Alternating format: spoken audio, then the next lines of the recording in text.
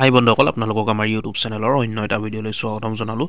চমুকৈ এবছৰৰ NEEPCO এপেণ্টিছশ্বিপৰ training মুকলি হৈছে। ট্ৰেইনিঙৰ ফৰ্ম আহি গৈছে। আপোনালোকে এবছৰৰ কাৰণে ট্ৰেড এপেণ্টিছৰ কোৰ্চ কৰিব পাৰিব, য'ত চেলাৰিও থাকিব আৰু সম্পূৰ্ণ বিনামূলীয়া।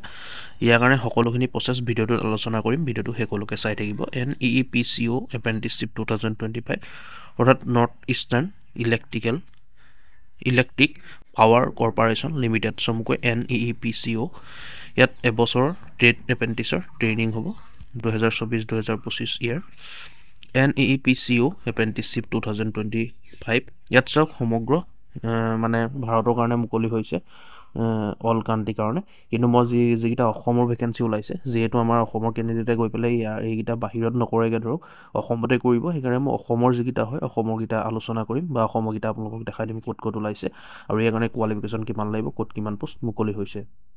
প্ৰথমতে আছে নেম অফ পোষ্ট ট্ৰেড এপেণ্টিছ। ইয়াত টোটেল পোষ্ট 135টা মুকলি হৈ আছে। 135টা ছিট আছে মানে। ডুৰিং অফ ট্ৰেইনিং 1 year, অৰ্থাৎ এবছৰৰ ট্ৰেইনিং হ'ব। ইয়াৰ কাৰণে এডুকেশ্যনেল কোৱালিফিকেশ্যন বিচৰা হৈছে 10 পাছ আৰু ITI ট্ৰেড চাৰ্টিফিকেট কোৰ্চ কৰা হ'ব লাগিব। কোৰ্চ কৰা চাৰ্টিফিকেটখন থাকিব লাগিব। ৰিকগনাইজ ইনষ্টিটিউটে এপ্ৰুভ কৰা হ'ব লাগিব by the state government, central government. Bharat চৰকাৰ বা অসম চৰকাৰে এপ্ৰুভ কৰা হ'লেও হ'ব, ভাৰত চৰকাৰ বা অসম চৰকাৰৰ দ্বাৰা। ইয়াত এজ লিমিট বিচাৰিছে 18 পৰা 28 বছৰলৈকে পাৰিব আৰু এজ ৰিলেক্সেশ্যন থাকিব। চেক নটিফিকেশ্যন উল্লেখ আছে। এজ ৰিলেক্সেশ্যন থাকিব চৰকাৰী ৰুল অনুসৰি। Place of training Assam.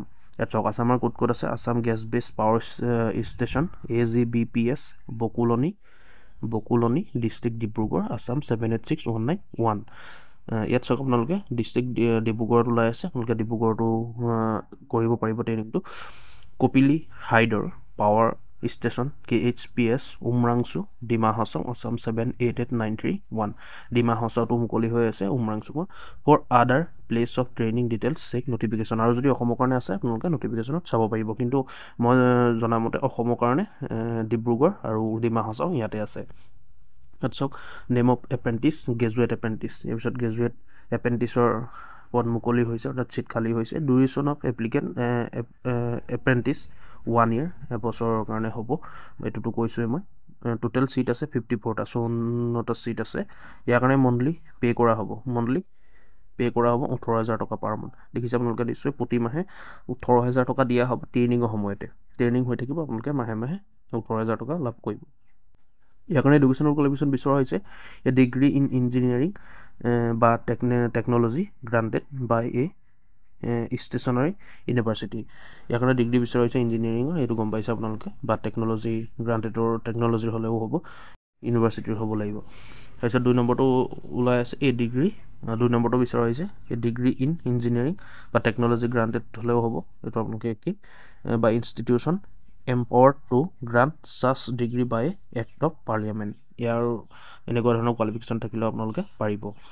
আৰু 2 নম্বৰটো ওলাই আছে name of apprentice technician apprentice, duration of apprentice 1 year। ইয়াত টোটেল ছিট 34টা মুকলি হৈ আছে আৰু ইয়াৰ কাৰণে মন্থলি চেলাৰি দিয়া হ'ব 15,000 টকা, 15,000 পাৰ মান্থ দিয়া হ'ব।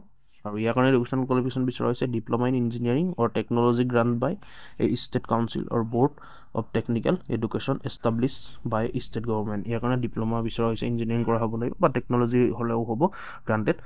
ষ্টেট কাউন্সিল বা ব'ৰ্ডৰ হ'ব লাগিব, technical education establish by state government, চৰকাৰী গভৰ্ণমেণ্টৰ বা চৰকাৰী ব'ৰ্ডৰ হ'ব লাগিব এষ্টাব্লিছ।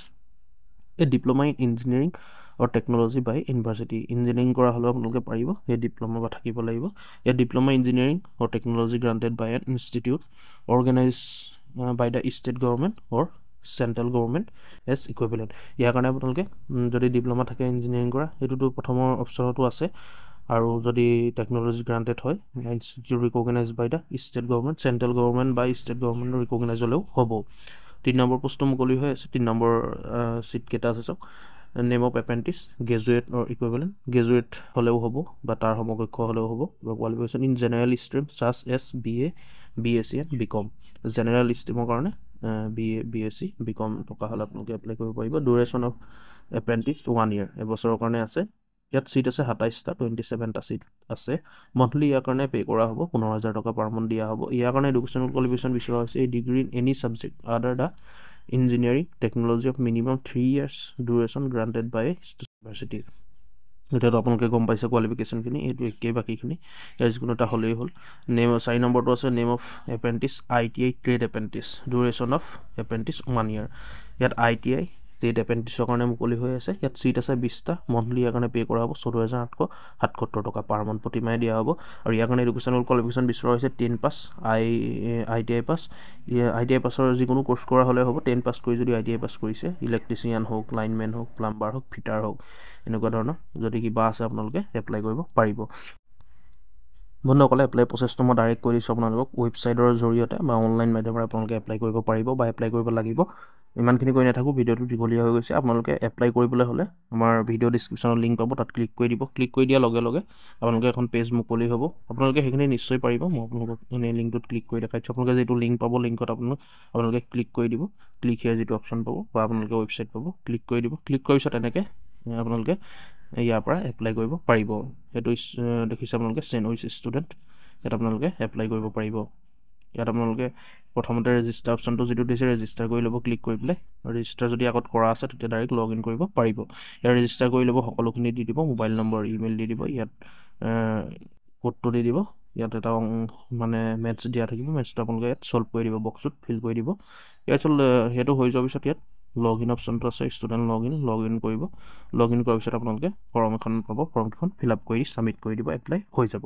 গতিকে গম পালে নিশ্চয় বন্ধুসকল, যিসকল ইণ্টাৰেষ্ট হয়, যিসকল এডুকেশ্যন কোৱালিফিকেশ্যন মিলে বা 10 পাছ কৰি ITI কৰিছে বা গ্ৰেজুৱেশ্যন কৰিছে টেকন'লজিৰ ওপৰত, আপোনালোকে অতি সোনকালে এপ্লাই কৰক। যিহেতু এবছৰীয়া কৰ্চ হয়, সম্পূৰ্ণ বিনামূলীয়া আৰু ইয়াৰ কাৰণে পে'ও কৰা হ'ব। দেখিছে আপোনালোকে ইমান দূৰতো নহয়, ভাল দুটা ডিষ্ট্ৰিক্টতে হৈছে। গতিকে আপোনালোকে অতি সোনকালে এপ্লাই কৰক। আৰু ইয়াৰ কাৰণে যিটো আপোনালোকে ট্ৰেইনিং দিব, ট্ৰেইনিঙত মাহে মাহে ইয়াৰ কাৰণে পে'মেণ্টটো দিয়া হ'ব, অৰ্থাৎ দৰমহা দিয়া হ'ব। গতিকে ভিডিঅ'টো ইমানেই আছিলে বন্ধুসকল। ভিডিঅ'টো শ্বেয়াৰ কৰিব, ভিডিঅ'টো লাইক কৰিব। কিবা সুধিবলগীয়া থাকিলে নিশ্চয় কমেণ্ট কৰি জনাব। যিমান পাৰোঁ মই সহায় কৰিম, আপোনালোকে কমেণ্ট কৰি জনাব। আৰু এনেকুৱা ধৰণৰ আপডেটবোৰ প্ৰতিদিনে পাই থাকিবলৈ আমাৰ ইউটিউব চেনেলটো ছাবস্ক্ৰাইব কৰি ল'ব। ছাবস্ক্ৰাইব কৰিবলৈ পাহৰি নাযাব। ধন্যবাদ।